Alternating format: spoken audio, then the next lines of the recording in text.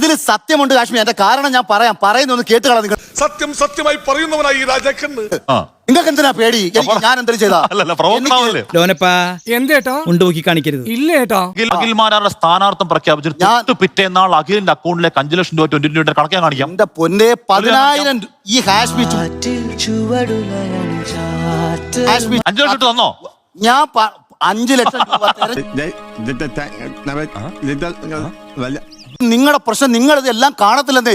ഒരുത്തൻ ഡ്രസ് ഇട്ട് തുടങ്ങുമ്പോൾ അവന്റെ ജെട്ടിയുടെ ഫോട്ടോ എടുത്തിട്ട് ഇവൻ ഇങ്ങനെ നടക്കുന്നതെന്ന് പറഞ്ഞാൽ എങ്ങനെ ഇരിക്കും? ഞാൻ ബാക്കി ഇടുന്നത് കാണ്, എന്റെ ബാക്കി ഡ്രസ് കാണും നിങ്ങൾ. എന്റെ നെഞ്ച് പിളർന്ന് കാണിച്ചു തരട്ടെ. എനിക്ക് നിന്റെ പൂർവ്വകാല ചരിത്രം അറിയാലോ.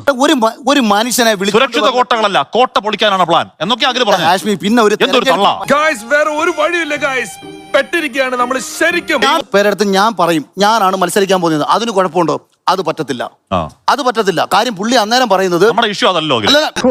ഇതൊരു വല്ലാത്ത ജന്മം. ഇതിനാണെങ്കിൽ ഞാൻ അങ്ങനെ അങ്ങ് പോവല്ലേ കാശ്മീർ? നിന്റെ വാൽ എത്ര കൊല്ലം കുഴലിട്ടാലും നിവരാൻ പോണില്ല. ഒരു സ്വതന്ത്ര ഇന്ത്യൻ പൗരനും നിലപാട് എഴുതാൻ അറിയാവോ അഖിൽമാരെ? എനിക്ക് അറിയത്തില്ല.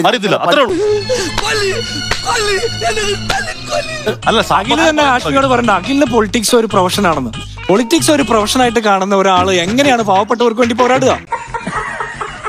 ഞാൻ പറയാം. അല്ല, പാവപ്പെട്ടവർക്ക് പോരാടാൻ രാഷ്ട്രീയമാണോന്നില്ലോ ഉണ്ടോ? വേണ്ട.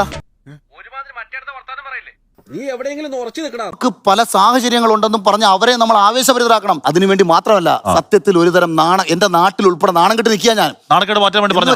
അല്ല